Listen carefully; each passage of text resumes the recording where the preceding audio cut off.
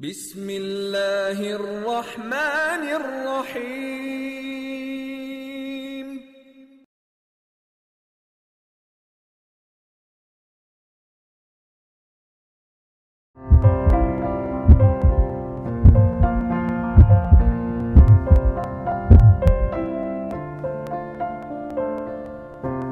अस्सलाम वालेकुम। आजकल चाहे अखबारात हों, टीवी खोलें, आप न्यूज़ सुने, कुछ भी करें, हर जगह एक ही शोर मचा हुआ है कि हमारे मुल्क की जो इकॉनमी है वो बिल्कुल तबाह होती जा रही है, ख़त्म होती जा रही है।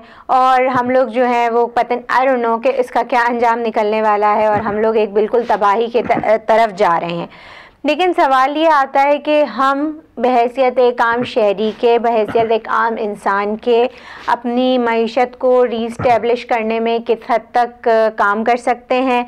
गवर्नमेंट तो जैसा कि हम सब जानते हैं कि अपनी ज़िम्मेदारी पूरी नहीं कर रही, लेकिन हम लोग क्या पार्टिसिपेशन कर सकते हैं। और दूसरा जो सबसे बड़ा सवाल है वो ये है कि हमारे मुल्क के शायद बहुत से अच्छे पढ़े लिखे लोगों को भी इकॉनमी की इतनी इन डेप्थ नॉलेज नहीं होती। तो इस लेक ऑफ नॉलेज का क्या इम्पैक्ट पड़ रहा है हमारी सोसाइटी को। हम सब जो एक महंगाई के तूफ़ान में फंसे हुए हैं, इससे हम खुद कैसे अपने आप को निकाल सकते हैं, क्या कर सकते हैं, क्या नहीं कर सकते हैं।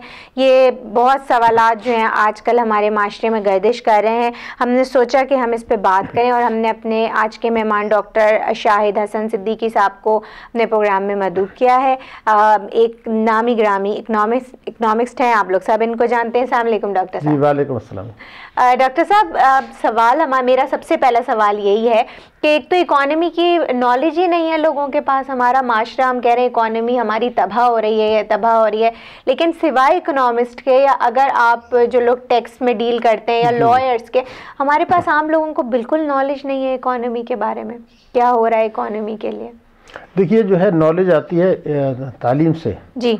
और हमारे यहाँ जब से पाकिस्तान बना है किसी भी हुकूमत की तरजीह ये नहीं रही कि तालीम दी जाए। तो जाहिर है कि शऊर नहीं है, सही है। तो फिर वो सियासी नारों में जो कुछ बताया जाता है एग्जैक्टली वो उसको समझने लगते हैं। क्योंकि मैं ये देखती हूँ कि जैसे लोग बाय प्रोफेशन तरजीह देते हैं कि हम डॉक्टर बने, हम इंजीनियर में, व्हाई नॉट इकोनॉमिस्ट।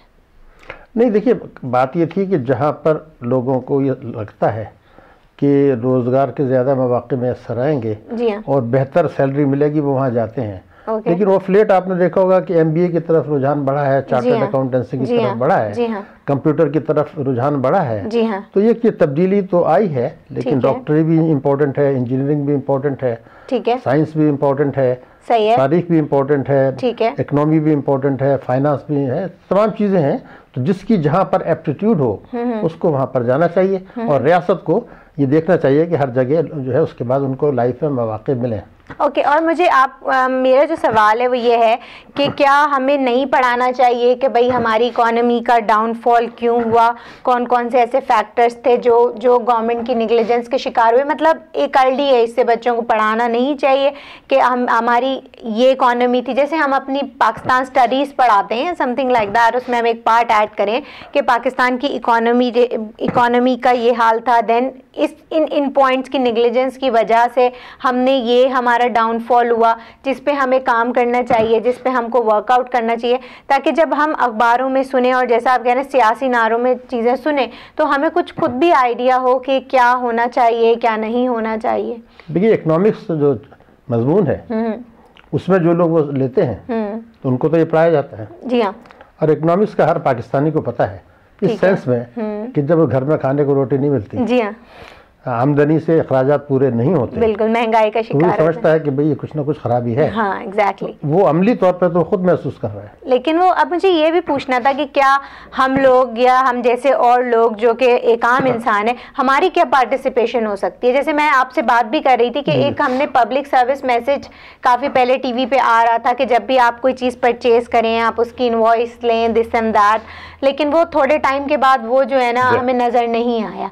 तो इस तरह के कुछ पब्लिक सर्विस मैसेजेस हो सकते हैं, क्योंकि अभी रिसेंटली हमने देखा टैक्स एमनेस्टी स्कीम जो माशाल्लाह बहुत बड़ा कारनामा था गवर्नमेंट का, तो लोगों के जहन में बहुत सवाल आता है कि जो टैक्स चोरी कर रहे हैं आपने उनको एक वे आउट भी दे दिया कि आप जो है इस तरह से कर सकते हैं।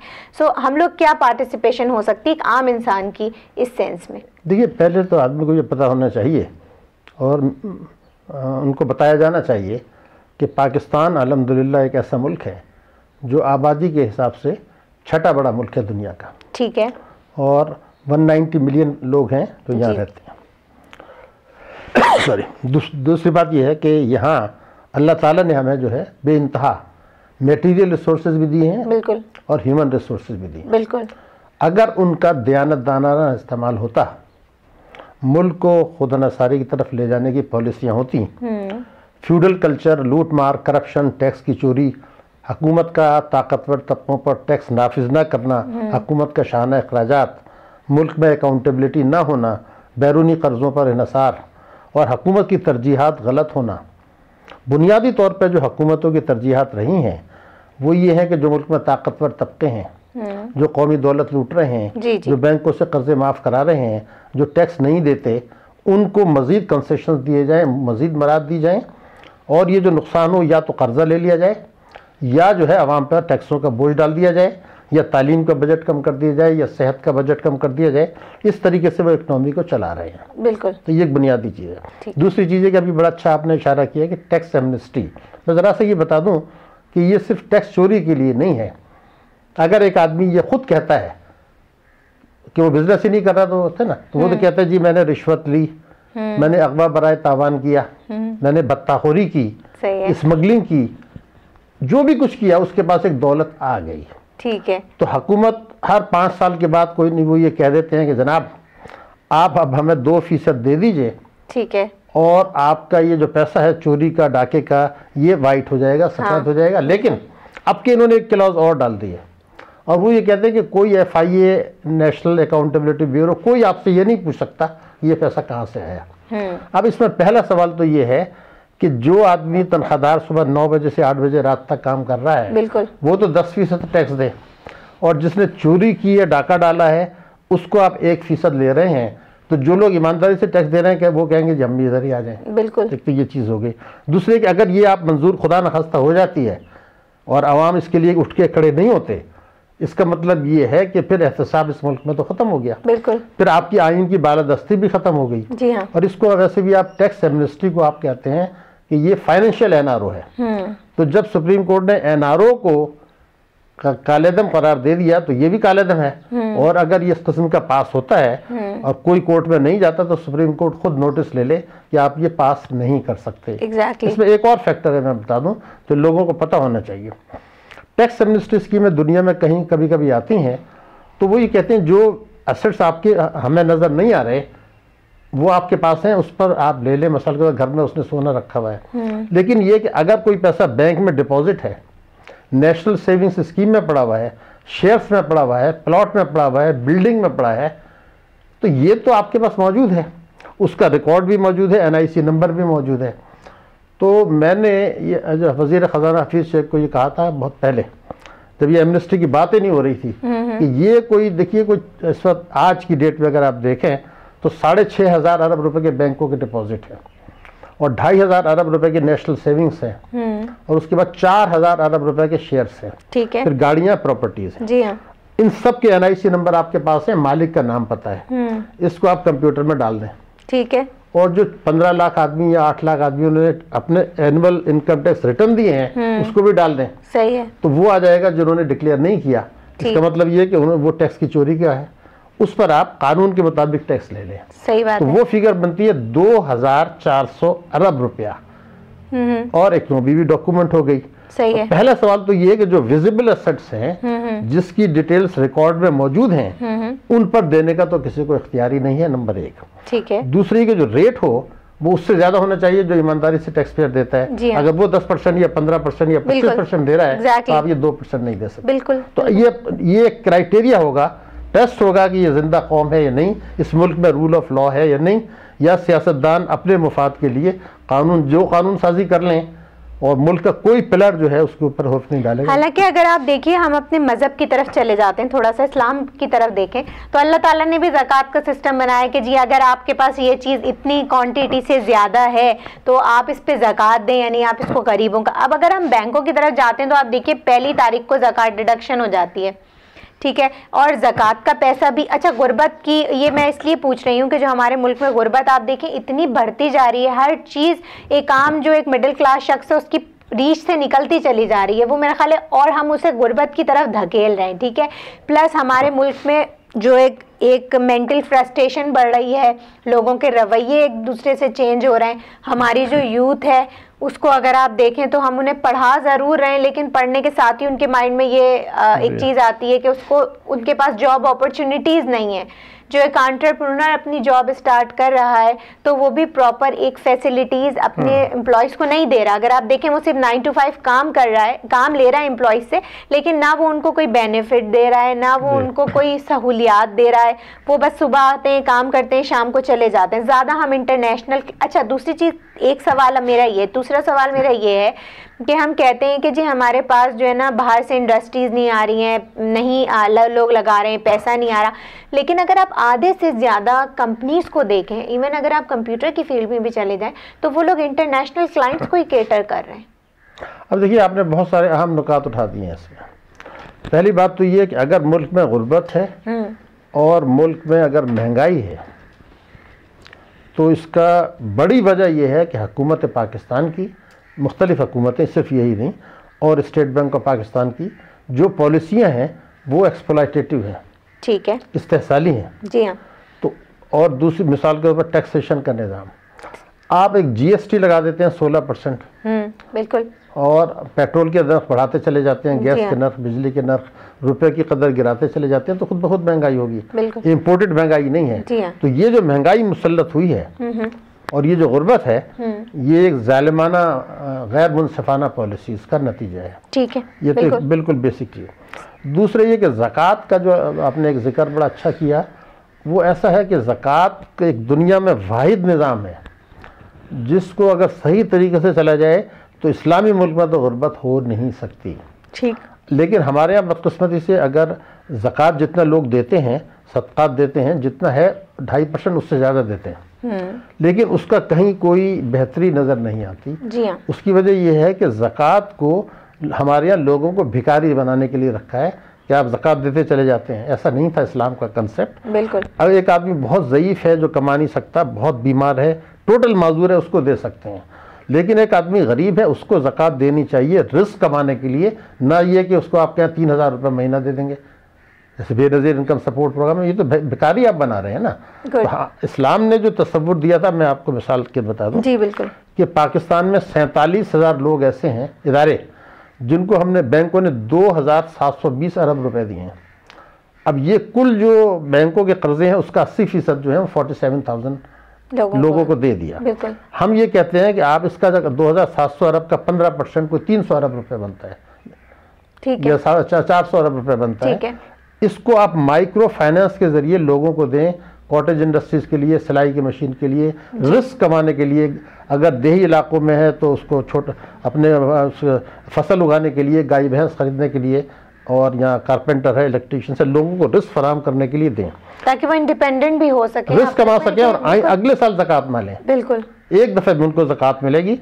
तो उसका तरीका ये होगा, जो हम जो यानी ज़कात के निज़ाम को आज की दुनिया पर हम बता रहे हैं कि पाकिस्तान में क्या होना चाहिए, कि ये जो 400 अरब के आप कर्जे देंगे माइक्रो फाइनेंस, तो उसमें जब उसमें 600 अरब रुपए एक्चुअली उसको मिलेंगे। उसकी वजह तो जब बैंक कर्जा देता है तो कहता है 30% आप अपने पास से लाएं, वो 30% आप ज़कात से दे दें, इस्लामिक वो बेनज़ीर इनकम सपोर्ट प्रोग्राम से दे दें। तो 400 रुपये कर्जा मिला, 30% यानी तकरीबन इसका वो आपने ज़कात से दिया, तो उसको 500-600 अरब रुपए मिल गए, ठीक है। अब ये लोगों को रिस्क कमाना शुरू कर दिया उन्होंने। अब वो अपना कर्जा देंगे, वापस करेंगे, ज़कात आइंदा नहीं लेंगे, और जब ये ख़त्म हो जाएगा कर्जा तो शायद वो ज़कात देने वाले बन जाए। तो ये हमने नाफिज नहीं किया, बल्कि इसी देखा कि ये जो है, जो मसला था वो था कि ज़कात लो, उसको मदरसे को दे दें। भाई तालीम भी इम्पोर्टेंट है, मदरसे की तालीम भी इम्पोर्टेंट है, लेकिन रिस्क फराहम करें तो वो खुद तालीम का अखराजात उठा लेगा। तो हमने नहीं किया। माज़रत चाहती हूँ, एक छोटा सा ब्रेक हम लेंगे, उसके बाद हम शाहिद साहब से दोबारा अपनी बात को कंटिन्यू करेंगे।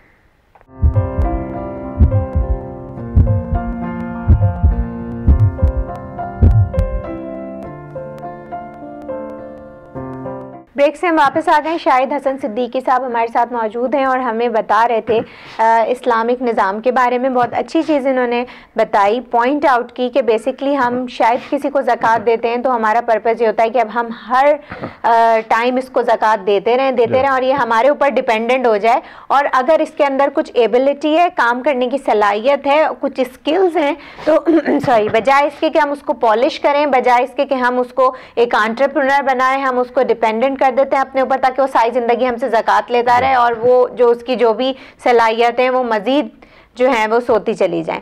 यही बात हम कहते हैं। और दूसरी बात मैं आपसे पूछना चाह रही थी यूथ से रिलेटेड कि हमारी जो यूथ है आजकल आप देख रहे हैं कि हम पढ़ रहे हैं, लातादाद यूनिवर्सिटीज़ खुले चली जा रही हैं, प्राइवेट यूनिवर्सिटीज़ आप देखें, किसी का D ग्रेड है, E ग्रेड है, उसको हम एडमिशन दे रहे हैं, ठीक है, लेकिन जब वो सारी लोग पढ़ के अपनी ग्रेजुएशन कंप्लीट करके, मास्टर्स कंप्लीट करके जब बाहर निकलेंगे मार्केट में, तो फिर तो बेरोज़गारी की जो आलम होगा वो तो फिर हद से ज़्यादा होगा। तो उसकी क्या, अच्छा, उसकी क्या वजह है? और दूसरा ये कि मेरा बड़ा ऑब्जेक्शन है कि जो ये प्राइवेट यूनिवर्सिटीज़ खुली चली जा रही हैं और इसमें गवर्नमेंट से अप्रूव्ड यूनिवर्सिटीज़ भी होती हैं, लेकिन उसमें भी एजुकेशन स्टैंडर्ड वो नहीं है जो हमारी बहुत अच्छी नामवर यूनिवर्सिटीज़ हैं, उनके कंपैरिजन में वो लोग नहीं वो एजुकेशन प्रोवाइड कर रहे हैं। तो हम किस तरफ अपनी यूथ को लेके जा रहे हैं एजुकेशन वाइज? बहुत इम्पोर्टेंट बात है। पहले मैं आपको ये बता दूं कि बहुत ये पाकिस्तान में बाद लोग प्राउडली ये कहते हैं, बड़े फ़ख्र से कहते हैं कि जी हमारी मुल्क की जो 57% आबादी है, यानी 100 मिलियन, 10 करोड़, वो 24 साल से कम उम्र के हैं और ये हमारा यूथ जो है ये हमारा बहुत बड़ा एसेट है। एग्जैक्टली। ये बात सही है कि ये एसेट हो सकता है या नहीं है, ये एक अलग सवाल है। ये कब हो सकता है? जब इन यूथ को जो है मेयारी तालीम मैसर हो जी, और उसके बाद उनको मुतवाज़िन ग़िज़ा मैसर हो, जी हाँ, पीने का साफ़ पानी मैसर हो, बिल्कुल, उसके बाद जो है मुनासिब ग़िज़ा कैलोरीज़ उनको मिलती हों, मुल्क में इंसाफ उनको मिलता हो, अमन व अमान की सूरत हाल ऐसी हो कि वो घर से बाहर निकलते में खौफ ना करें, मुल्क में बेयकीनी की कैफियत ना हो, बिल्कुल, मुल्क में करप्शन ना बढ़ रहा हो, मुल्क में लूट मार ना हो रही हो। तो ये चीज़ें चूँकि नहीं हो रही और हर चीज़ का एक्टिविटी का मकसद है कि किसी भी तरीके से दौलत को इकट्ठा करना, बिल्कुल, तो ये जो एसेट की हम बात करते हैं ये एक्चुअली हमारी खुदा न खास्ता लायबिलिटी बनती जा रही है। ये बहुत अहम बात है। तालीम बुनियादी तौर पर एक तिजारत का ज़रिया बन गया। अब 2-3 चीज़ें हैं। कुछ तो अप्रूव्ड इदारे ऐसे हैं कि अगर आप उनको पूरी फ़ीस दे देते हैं तो फिर ये गारंटीड है कि वो डिग्री मिल जाएगी। तो उस डिग्री की तो अहमियत वही है जो आपने बता दी। फिर वो जाली डिग्रियों का शौक़ चला, कुछ भी नहीं हुआ। एक और है जिस पर कोई बात नहीं कर रहा, और वो ये कि जो अच्छी यूनिवर्सिटीज़ हैं वहाँ से मुख्तलिफ़ तरीक़ों से जो लोग डिग्रियाँ हासिल कर लेते हैं, जो कि असल में डिग्रियाँ उनको मिलनी नहीं चाहिए थी, जैसे करप्शन वहाँ है तो वो तालीम इदारों में भी चला गया, तो उनकी तादाद बहुत ज़्यादा है और उसकी कोई बात नहीं कर रहा अप्रूव्ड यूनिवर्सिटी से। सही। दूसरी चीज़ ये थी कि यूनिवर्सिटी तो फिर बाद में आती है। बुनियादी तौर पर अब हमारा जो है माशरा 2 हिस्सों में बट गया। एक मराहत याफ्ता तबका, उनके जजीरे हैं, एक समंदर है गरीबों का। तो जो अच्छे इदारों में, निजी स्कूलों में जो हैं, जहाँ महंगी फ़ीसें होती हैं, अच्छे यूनिवर्सिटीज़ हैं मेडिकल की या MBS की, वहाँ जो लोग पढ़ रहे हैं, तो मुझे मौका मिला यूनिवर्सिटी में जाने का, सेमिनार्स हैं, कभी लेक्चर्स के लिए, इन लोगों से तबादला ख्याल भी होता है। तो इन इदारों के जो तलबा हैं जो ब्रिलियंट हैं और फ़ीस भी ज़्यादा दे सकते हैं, वो ये कहते हैं, अक्सरियत इस वक्त उनकी सोचा कि हम तो तालीम मुकम्मल करने के बाद आला तालीम के लिए बाहर जाएंगे, जो बहुत अच्छी बात है, मगर उसके बाद कहते हैं कोशिश यही होगी कि हम वहाँ सेटल हो जाएं। ठीक है। उनके जो बुज़ुर्ग हैं, वालिदैन हैं, उन्होंने उनको बताया कि भाई हमने तो बाहर से नेशनलिटी भी ले ली है, कुछ एसेट्स भी वहाँ ख़रीद लिए, एक आध घर भी ले लिया, कुछ इन्वेस्टमेंट भी कर लिया, तो सब सेट है। सही। तो उनका तो फ़ायदा इस मुल्क को नहीं होगा, अक्सरियत का। उसके बाद जो असल में जो हैं वो करोड़ों लोग जो हैं, जो सरकारी स्कूलों से निकलते हैं, जो किसी ज़माने में पीले स्कूल हम कहा करते थे, तो अब से आप 10 साल पहले चले जाएं तो जो लोग हुकूमत चला रहे थे, यानी फेडरल सेक्रेटरीज बड़े बड़े ओहदों पर, वो पीले स्कूलों के हुआ करते थे। तो वहाँ की तालीम अगर आप देखें तो उसका मेयार बहुत ऊंचा था, बिल्कुल, बेशक, फीस ना होने के बराबर थी। अब हमने उन स्कूलों को तबाह बर्बाद कर दिया, ना उनका कोई बजट है, ना टीचर का स्केल है, ना वो पढ़ाते हैं, तो वो तो बिल्कुल तालीम वहाँ तो ख़त्म है। अगर ये ठीक नहीं होते तो फिर आप कुछ भी कर लें, तालीम का मेयार बेहतर नहीं होगा।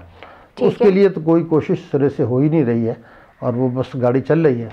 दूसरी बात ये थी कि हमारी पाकिस्तान में ये बहुत अफसोस की बात है कि तालीम की मद में इस वक्त तनासुब जो जीडीपी का होता है, तो पाकिस्तान अफ्रीका के गरीब मुल्कों से कम खर्च कर रहा है। बिल्कुल, बांग्लादेश से भी कम खर्च कर रहा है और शायद इथोपिया से भी कम कर रहा है, और इसको गिरा रहे हैं। तो तालीम की तो हुकूमत की तरजीहात है ही नहीं। फिर दूसरी आ जाती है इलाज मुआवजे की। बल्कि एक रिसर्च थी कि मलेशिया के जब हालात बेइंतहा ख़राब थे, उस वक्त वो जितना जीडीपी इन्वेस्ट कर रहा था एजुकेशन पे, पाकिस्तान उससे भी, मतलब वो शायद 3 पॉइंट समथिंग उस वक्त इन्वेस्ट कर, तो हम शायद 1 पॉइंट समथिंग अब इन्वेस्ट कर रहे हैं। तो हमारा तो मतलब जब हमें पढ़ाना ही नहीं है अपने लोगों को, तो वो, और उसकी रीज़न क्या है, हम क्यों नहीं पढ़ाना चाहती हमारी गवर्नमेंट, मुझे तो समझ में नहीं आता इस बात का। नहीं, गवर्नमेंट नहीं, तमाम हुकूमतें, चाहे फौजी हुकूमत हो, ये हुकूमत हो, माजी की हुकूमतें हो, या शायद जो इस इलेक्शन के बाद अगली हुकूमत आएगी, कोई भी नहीं पढ़ा, उनकी तरजीह तालीम नहीं होगी। उसकी 2 वजूहात हैं। एक तो ये खौफ कि अगर तालीम आया, शऊर आया, तो फिर ये हकूक़ मांगेंगे, ये तो फ्यूचर का खौफ है। एक आज का खौफ है, वो खौफ ये है कि उनके पास पैसे नहीं है कमाने के लिए, तालीम पर देने के लिए।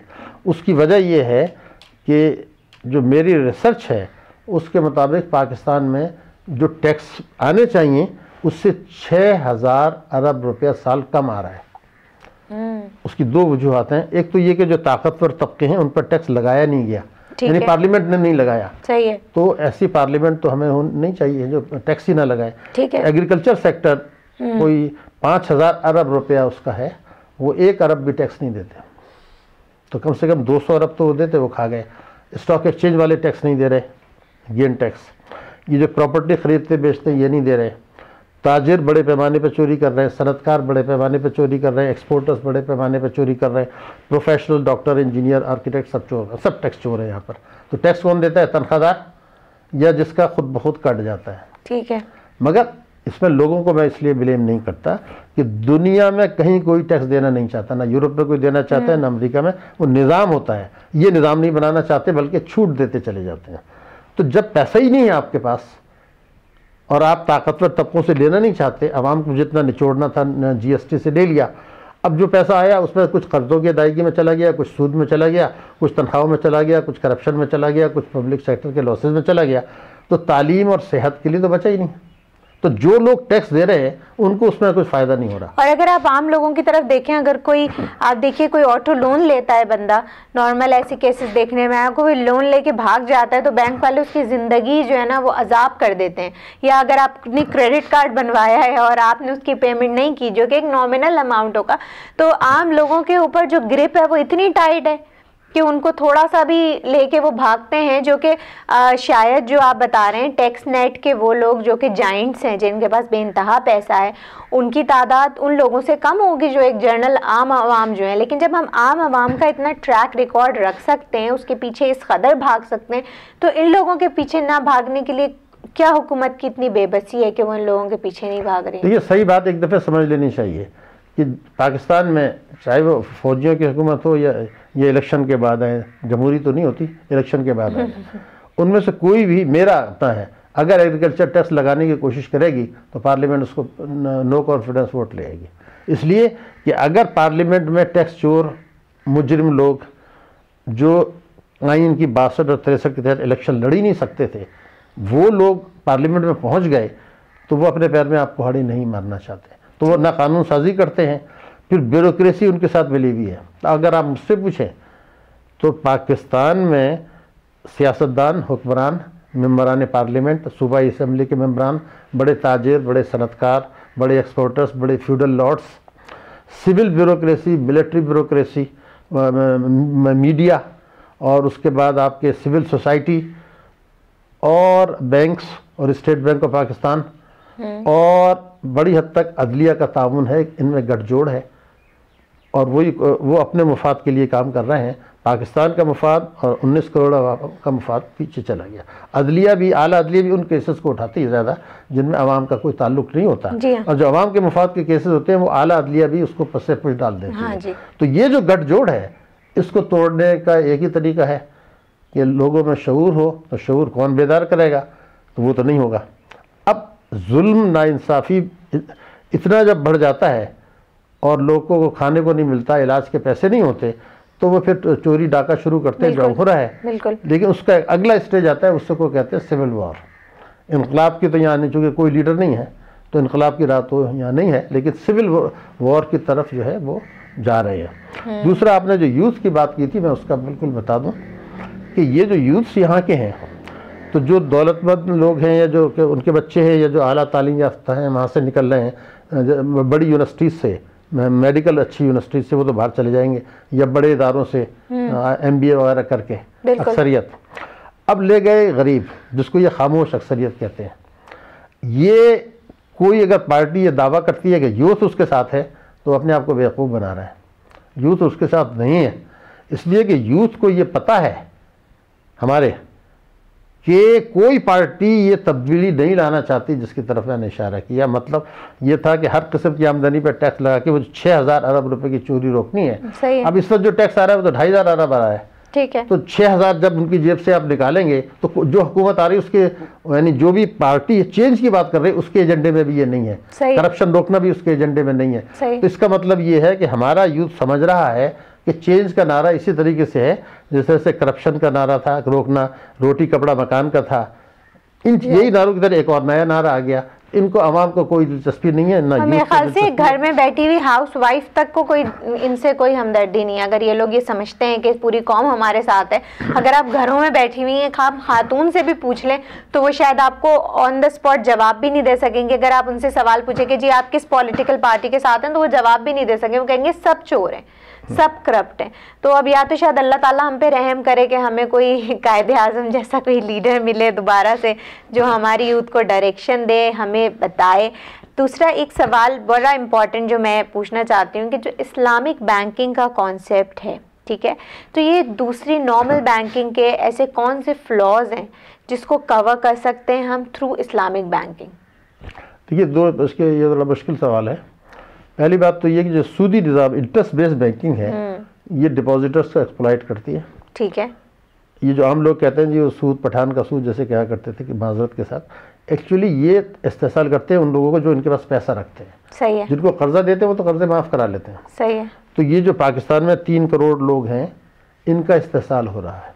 सही। और कुरान ने सूरह अल-बकरा 278-279 में ये कहा कि सूद जो है वो हराम है, मना कर दिया। रिबा को कहा गया और ये कहा गया कि आप असल रकम ले लें, सही, बाकी नहीं ले सकते, ठीक है। तो उन्होंने सूद, रिबा को डिफाइन कर दिया, ठीक है।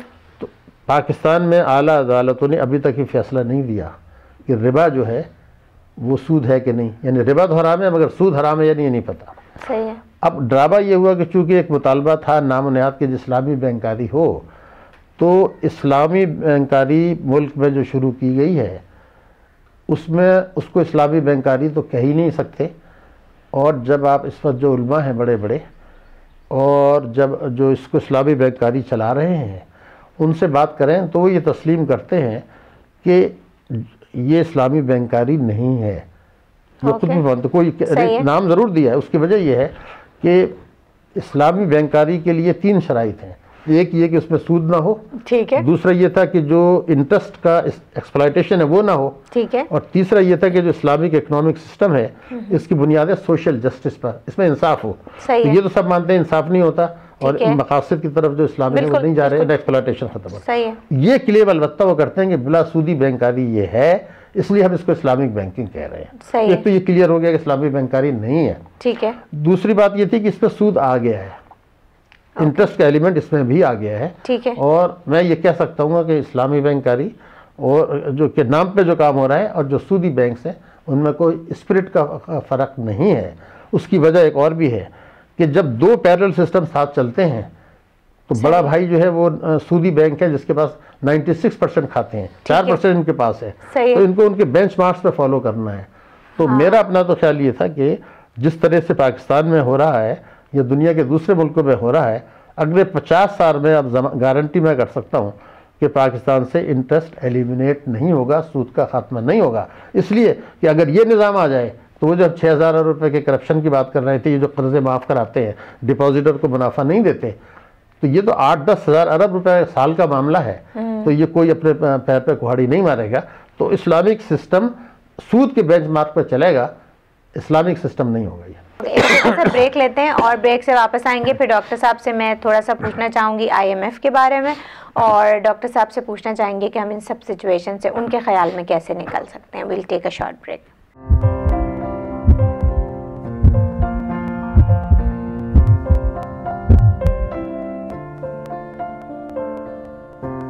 हम ब्रेक से वापस आ गए। डॉक्टर शाहिद हसन सिद्दीकी साहब हमारे साथ मौजूद हैं। डॉक्टर साहब, एक सवाल जो मेरा लास्ट क्वेश्चन वही है कि IMF ने हमारी बेड़ा गर्क कर दिया है इकोनॉमी का, ठीक है। तो अब हम ये देखते हैं कि अगर हमारे इलेक्ट्रिसिटी पे आप देखिए चार्जेस, हर चीज़ पे चार्जेस जो हैं वो बढ़ाए चले जा रहे हैं, ठीक है। तो ये IMF पे मतलब IMF का जैसे लोगों को शायद इतनी अवेयरनेस ना हो कि ये बाकायदा एक प्लान होता है जिसके तहत आपको कुछ रूल्स होते हैं जो कि आपको अंडरस्टैंड मतलब उससे एग्री करना पड़ता है, फिर आपको कर्जा प्रोवाइड किया जाता है। हमारी इकोनॉमी का बेड़ा गर्क करने में कितना हाथ है IMF का? देखिए, हमारी इकोनॉमी का तो बेड़ा गर्क उन्होंने किया है जो IMF के पास जाते हैं। सही है।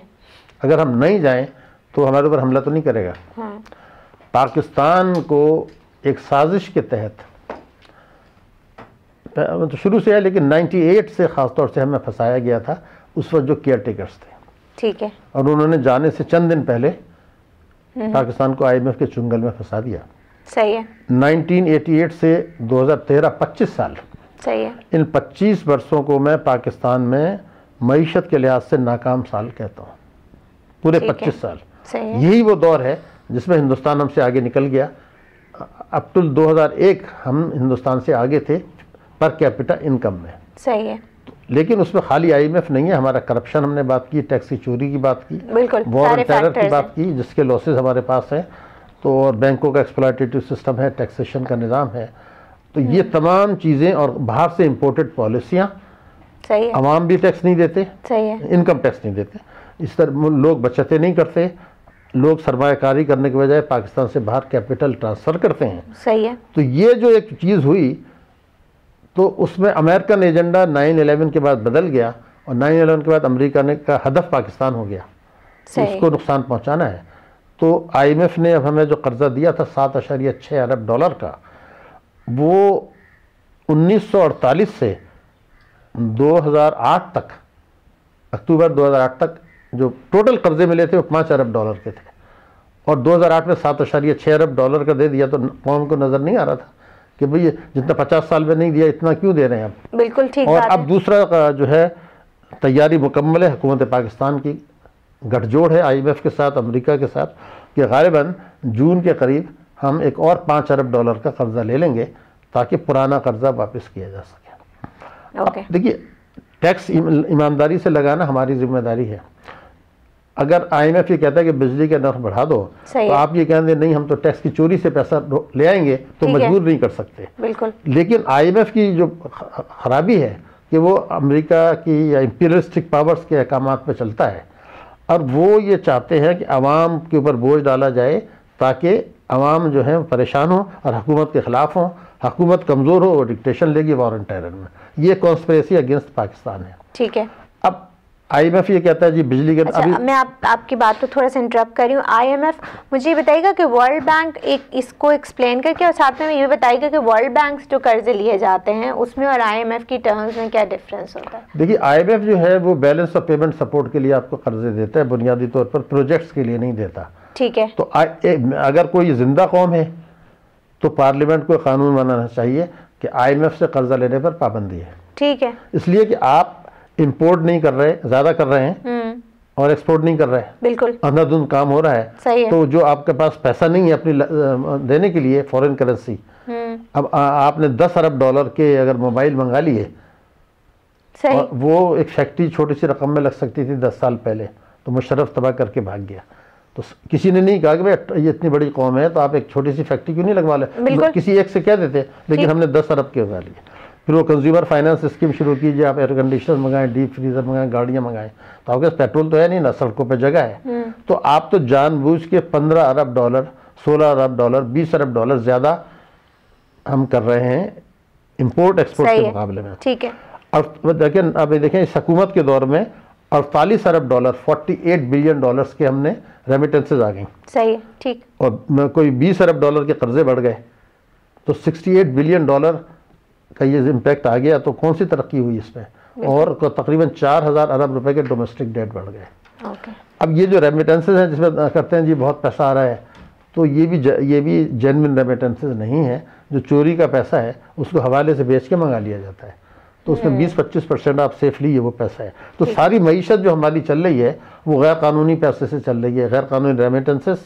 सही है, क्योंकि उसमें लॉ ये है कि नो क्वेश्चन आस्क्ड, कोई पूछ नहीं सकते बाहर से, है ना। बिल्कुल। तो अब IMF का जो खेल है, वर्ल्ड बैंक का जो आपका सवाल था, वो प्रोजेक्ट्स के लिए देता है। ठीक है। तो अगर प्रोजेक्ट के लिए ना, तो ठीक है, इसलिए कि उससे इंफ्रास्ट्रक्चर बनेगा, आप जो आपकी आमदनी होगी उससे आप पे कर देंगे। और शराइत उनके टर्म्स भी इतने इनकी तरह से नहीं होते हैं, IMF की तरह से।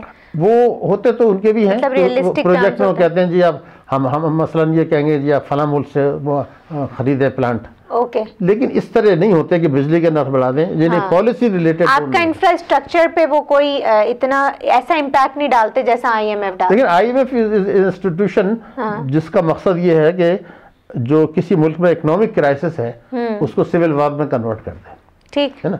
तो IMF, हमारे जो गवर्नर स्टेट बैंक और हुक्मरान जो है IMF से भी हम लेते रहे हैं हमेशा, ताकि वो उन्हीं की पॉलिसी टो करते हैं। तो पाकिस्तान में अब जो खेल हो रहा है वो भी यही हो रहा है। IMF ने टैक्स एमनेस्टी स्कीम को सपोर्ट कर दिया। आपको याद होगा कुछ वर्ष पहले हिलरी क्लिंटन ने आके शोर किया था कि जी हमारे लोग ये कहते हैं कि हम टैक्स देते हैं अमेरिका में, तो पाकिस्तान के मालदार तबके तो नहीं दे टैक्स दे रहे, तो वो हमारे टैक्स का पैसा पाकिस्तान क्यों जा रहा है, पहले उनके मालदार तबकों से लो। अब ये उस वक्त भी मैंने कहा था कि ये ड्रामा है।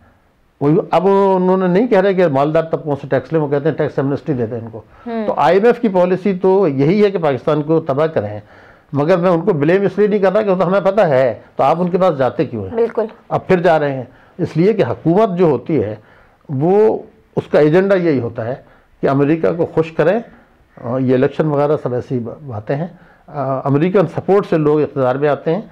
अब जो आपके रिटायर्ड जनरल्स किताबें लिख रहे हैं, बातें कर रहे हैं, अब तो ये भी हमें तो पहले से पता था, मगर वो पब्लिकली होता है कि जी वो एक नॉम चॉम्स्की एक आदमी है, अमेरिकन बहुत मशहूर आदमी है, दानिश्वर है, वो ये कहता है कि अमेरिका ने पाकिस्तान की जो एलीट है उसको ख़रीद लिया है। उसमें आपके सिविल ब्यूरोक्रेसी, मिलिट्री ब्यूरोक्रेसी, हुक्मरान, सियासतदान, इकनॉमिक मैनेजर्स जो बनेंगे, वज़ीर ख़ारजा जो बनेंगे, फाइनेंस मिनिस्टर जो बनेंगे, ये लोग जो हैं ये अमेरिका ने किसी न किसी शक्ल में उनको ख़रीद लिया है। और उनको ये भी ऑफ़र होती है कि जब आप फारिग होकर आएँ तो हमारा मुल्क हाजिर है आपके लिए। तो अब ये कौम को, जैसे मैंने कहा कि हमें तो ये कह देना चाहिए कि IMF के कर्ज़ों पर पाबंदी है। सही।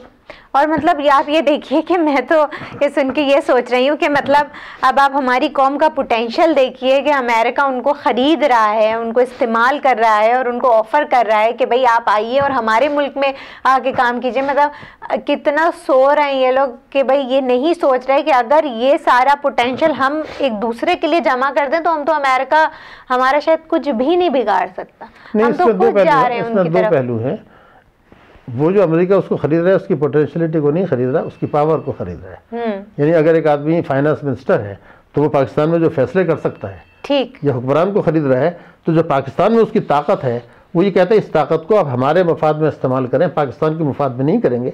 और इसके बदले वो आप जैसे आप ईस्ट इंडिया कंपनी के दौर में वो खरीद लिया करते थे लोगों को, ये वही तरीक़ाकार है। और हम मतलब बिकने के लिए सलाहियत वाली बात में नहीं, बिकने के लिए तो तैयार हैं ही, यानी ऐसा नहीं है कि सलाहियतें नहीं है। वो आपकी बात इस हद तक सही है, लेकिन पाकिस्तानी कौम में जो है ये हुक्मरान, सियासतदान, बाबरफुल लोग ये अपनी कीमत बहुत पस्त मफादात लो अपने गेन के लिए मुल्क के मफादात का सौदा कर लेते हैं, पाकिस्तान के मफादात का सौदा करते हैं, पाकिस्तान की सलामती का सौदा करते हैं। तो अगर ज़िंदा कौम है तो लोगों को समझना चाहिए। और जो हमारे यहाँ तालीम याफ्ता तबके हैं, मीडिया अगर वो बहुत ज़्यादा इन्फ्लुएंस में नहीं है तो वो एक रोल प्ले कर सकता है, लोगों को बताए कि भाई ये, मैं तो सिर्फ ये कहता हूँ कि अगर टैक्स एमनेस्टी स्कीम के ख़िलाफ़ जो पार्टी धरना नहीं देती, किसी और चीज़ के लिए धरना देती है, उसके अज़ाइम भी वाज़ेह हो जाते हैं। बिल्कुल ठीक है। हम इस पाकिस्तान के जाते जाते आपसे पूछना चाहेंगे कि हम इस सारी मुसीबत से कैसे निकल सकते हैं, मतलब क्या कर सकते हैं। जो मैं जानती हूँ कि एकदम तो ऑल ऑफ अ सडन हम कुछ नहीं कर सकते, हमें बहुत वक्त लगेगा इन सब चीज़ों से जान छुड़ाने में, लेकिन लोगों को क्या क्या चीज़ें पता होनी चाहिए। जैसे आपने कहा कि पॉलिटिकल पार्टीज़ का एटलीस्ट पता होना चाहिए कि अगर इस चीज़ पे काम नहीं कर रही तो ये बेकार है पॉलिटिकल पार्टी। तो इस चीज़ में इकॉनमी को बूस्ट करने के लिए, इकॉनमी को बेहतर बनाने के लिए आम लोगों को कौन कौन सी ऐसी चीज़ें जो पता होनी चाहिए, जो वो अपनी गवर्नमेंट से डिमांड करें कि आप ये काम करें ताकि हमारी महंगाई कम हो और हमारे हालात थोड़े बेहतर हो। तो ये पहली चीज़ तो ये है कि ये बेहतरी जो है मेरे हिसाब से 6 महीने में नजर आएगी। ये लंबा नहीं चाहिए। ये तो लंबा तो जो अब हुकूमत आएगी वो यही कहेगी कि 3 साल तक आप कुर्बानियाँ दें। हाँ जी। उसके बाद तो फिर हम चले जाएंगे, फिर कोई और आ जाएगा। नहीं, उसके बाद तो सुनहरा मुस्तकबिल आ जाएगा ना। हमें क्या समझना चाहिए, पहली चीज़ ये है, पहला कानून बनना चाहिए कि एक मुकर्रर हद है, जैसे अभी 4 लाख है, ठीक है, इससे ऊपर टैक्स है सालाना आमदनी से, उसको 5 लाख कर दें। सही है। लेकिन 5 लाख रुपए सालाना से ज़्यादा जिसकी भी आमदनी है उस पर टैक्स होगा, कोई छूट नहीं होगी। ठीक है। अगर ये कानून नहीं बनता तो पाकिस्तान की रियासत कायम नहीं रह सकती। पहली बात तो ये। ठीक है। दूसरा, मैंने बताया कि जो एसेट्स हमारे की डिटेल हमारे पास है, जिनकी तफसील मैंने बताई, उनको कंप्यूटर पर डाल के 2400 अरब तो आप इकट्ठे कर लें जून से पहले। सही है। इस 2400 अरब से आप जीएसटी को कम कर दें। ठीक है। तालीम का बजट तिगना कर दें, सेहत का बजट तिगना कर दें, और जीएसटी कम करने से महंगाई खत्म हो जाएगी। ठीक है। उसके बाद जीएसटी को परमानेंटली कम कर दें तो पेट्रोल के नर्ख गिर जाएंगे, कोई 25 रुपये फी लीटर पेट्रोल कम हो जाएगा, महंगाई कम हो जाएगी। ये दूसरा स्टेप लाजमी है। सही है। इसी में तालीम सेहत का मैंने आपको बता दिया। ठीक है। तीसरा ये कि IMF से कर्जा लेने पर पाबंदी लगा दें। सही है। और चौथा ये कि पाकिस्तान में महंगाई के लिहाज से तनख्वाह बढ़े। इस वक्त आज कम से कम तनख्वाह 12,000 रुपये होनी चाहिए। दूसरा ये था कि हुकूमत रोज़गार नहीं दे सकती, तो उसका तरीका ये है कि आप खुद जो है वो माइक्रो फाइनेंस के ज़रिए 300-400 अरब रुपये दें। ठीक है। और उसमें हमारा ज़कात में बहुत बड़ा आपने बताया था कि ज़कात को इससे लिंक करें, बहुत सारा अमाउंट आ जाता है हमारे। ज़कात को भी लिंक करें और बेनज़ीर इनकम सपोर्ट प्रोग्राम को भी लिंक करें। ठीक है। ये चीज़ हो गई। दूसरी बात ये थी कि जो आला अदलिया पाकिस्तान की है, उसके पास जो मुकदमे इकनॉमिक इशूज़ के पड़े हुए हैं, उसके हिसाब से 1 अरब रुपया रोज़ का नुकसान हो रहा है, और 3-3 साल से हियरिंग ही नहीं हो रही, 10-10 साल से हियरिंग नहीं हो रही। सूद के मुकदमे की तो हियरिंग जो है वो आला अदलिया में कोई 11 साल से नहीं हुई। सुप्रीम कोर्ट में 6.5 साल ये पड़ा रहा। तो सुप्रीम कोर्ट भी उन इश्यूज़ को, इकनॉमिक इश्यूज़ को नहीं देख रही। उसकी क्या वजूहत है वो एक अलग चैप्टर है, लेकिन आला अदलिया पे भी प्रेशर होना चाहिए कि आप इसको अपने ये फैसले करें, सीओ मोटो को ज़रा कम कर दें, पहले ये आप पूरे कर लीजिए। ठीक है। तो दूसरी बात ये थी कि इलेक्शंस चूँकि आ रहे हैं, तो उसमें 2 मैं आपसे बात करना चाहता हूँ। ये चीफ इलेक्शन कमिश्नर को करना है, ये उसके अंदर एक डिक्लेरेशन होना चाहिए कैंडिडेट की तरफ से कि मैं 62 और 63 पर पूरा उतरता हूँ, मैंने कभी टैक्स चोरी नहीं किया, मैंने जो है वो करप्शन में मेरे ऊपर इल्ज़ामात नहीं है, मैंने बैंक से कर्ज़े माफ़ नहीं कराए, और मैंने कभी भी टैक्स एमनेस्टी से फ़ायदा नहीं उठाया, जो 5 आ चुकी हैं। तो अगर उसने कभी टैक्स एमनेस्टी से उठाया और ये कर्ज़े माफ़ कराए हैं, तो जब तक वो पैसे वापस नहीं करता मैं सूद के वो प्लान नहीं हो सकता। तो यहाँ तक तो ठीक है। मैं इससे एक स्टेप आगे जाना चाहता हूँ कि सियासी पार्टी जो उसको टिकट दे रही है, पहले वो स्क्रूटनाइज करे, और उसके नीचे एक और कॉलम हो कि पॉलिटिकल पार्टी क्या है जी, हम सर्टिफाई करते हैं कि हमने इसको पूरा देख लिया है, इन्होंने ये खराबी इसमें नहीं है। पहले तो हम इन 2 को बाउंड तो कर लें। सही है। तो उसके बाद फिर इलेक्शन हो, वरना इलेक्शन से कोई मकसद नहीं रहेगा। ठीक है। और बहुत अच्छी बात डॉक्टर साहब ने कही कि अगर ये सारी चीज़ें लोगों को पता होंगी तो एटलीस्ट लोग डिमांड कर सकते हैं, क्योंकि आप डिमांड ही तब करते हैं जब आपको पता हो कि आखिर बेहतरी किन चीज़ों से आ सकती है। और पॉलिटिकल पार्टीज़ भी मेरा ख्याल इतना शोर शराबा करने से बेहतर है अगर मुल्क की इकॉनमी थोड़ी बेहतर करें। तो मैं ये बात दावे से कह सकती हूँ कि क्या आपकी यूथ और क्या आपका पढ़ा लिखा तबका, पूरा मुल्क आपको सपोर्ट करेगा। ये हुकूमत आप ही की होगी, और आप 5 साल या 10 साल भी हुकूमत में बैठ सकते हैं और बहुत से फ़ायदे हासिल कर सकते हैं।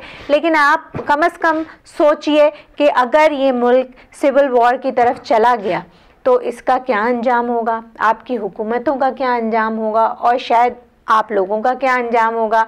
और बहुत सी इस्लामी पुरानी अभी रीसेंट जो है एग्जाम्पल्स देख लें तो वहाँ के जो हुक्मरान थे उनका क्या हाल होगा। अब हुक्मरानों से तो रिक्वेस्ट यही है कि आप आवाम को कमज़ोर मत समझें, हमारी आवाम बहुत ताकतवर है और जिस दिन ये वाकई अपनी ताकत को यूटिलाइज़ करेगी तो पता नहीं आप लोगों के लिए इस मुल्क में कोई जगह बचेगी या नहीं बचेगी।